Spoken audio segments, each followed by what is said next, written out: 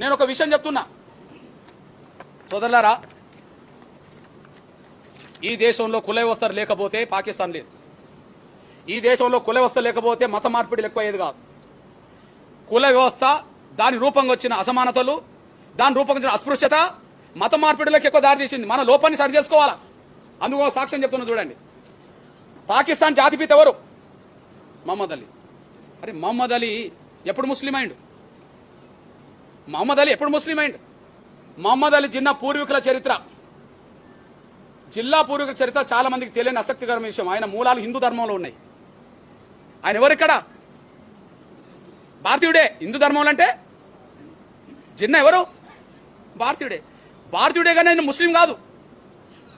భారతీయుడే కానీ ఆయన ముస్లిం కాదు. ఎట్లా ముస్లింలు ఏంటంటే వివక్షత వల్లనే ముస్లిం అయ్యండి. సాక్ష్యం చెప్తున్నా చూడండి. కుటుంబ నేపథ్యం: జిన్నా తాతగారు పూంజాబాయి తక్కర్.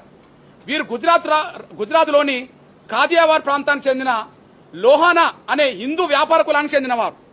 హిందూ వ్యాపార కులానికి చెందినవారు. మత మార్పిడి ఎందుకు జరిగిందో చెప్తున్నాడు. జిన్నా తండ్రి జిన్నాబాయి పూంజా చేపల వ్యాపారం చేసేవారు. ఏ వ్యాపారం? చేపల వ్యాపారం చేసేవారు.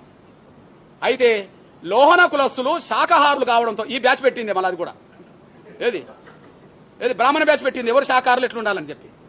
లోహన కులస్తులు శాకాహారులు కావడంతో చేపల వ్యాపారం చేస్తున్నందుకు వారిని కులం నుండి బహిష్కరించారు. అసలు కులం నుండి బహిష్కరించే సాంప్రదాయం ఎక్కడదా? ఈ ప్రపంచంలో లెక్కలేంది ఇక్కడ కులం ఉండడం వల్లనే. కులం నుంచి ఎవరిని బహిష్కరించారు? వాళ్ళ తండ్రిని బహిష్కరించారు. ఆయన ఏం చేసిండు?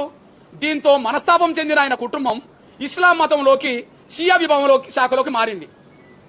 జిన్నా అనేది వారి తండ్రి పేరు. జిన్నా నుండి వచ్చింది. గుజరాత్లో జిన్నా అంటే చిన్నవాడు లేదా బక్కపలసిన వారు. వీళ్ళు ఎక్కడికి వెళ్ళాడంటే అతను పాకిస్తాన్లో ఉండబడే కరాచీకి వెళ్ళారు. ఇప్పుడు అక్కడి నుంచి పాకిస్తాన్ జిందాబాద్ అన్నాడు, పాకిస్తాన్ సాధించి పెట్టాడు. ఈడ కుల వ్యవస్థ లేకపోతే ఆయన కులం నుంచి బహిష్కరించకపోతే వాళ్ళ తండ్రి మతం మారేది కాదు. వాళ్ళు పాకిస్తాన్ భూభాగమైన కరాచీకి వెళ్ళేవాళ్ళు కాదు. అక్కడ షియా మతంలో చేరేవాడు కాదు. ఇక్కడప్పుడే చేరాడు కదా. ఆయన పాకిస్తాన్ దేశం అనేది కావాలని కోరేవాడు కాదు. అంటే ఈ కుల వ్యవస్థ వల్ల ఉన్న భూభాగమే మన కన్న ముందు పోయింది కదా. కుల వ్యవస్థ లేకపోతే మత మార్పిడి లేవు కదా. మత మార్పిడి లేకపోతే జిన్నా లేడు కదా. జిన్నా లేకపోతే పాకిస్తాన్ లేదు కదా. మన లోపాన్ని మనం సరి చేసుకోవాలి కదా. అందువల్ల స్పష్టం చేస్తున్నాం, కుల వ్యవస్థ రద్దే దీనికి పరిష్కారం.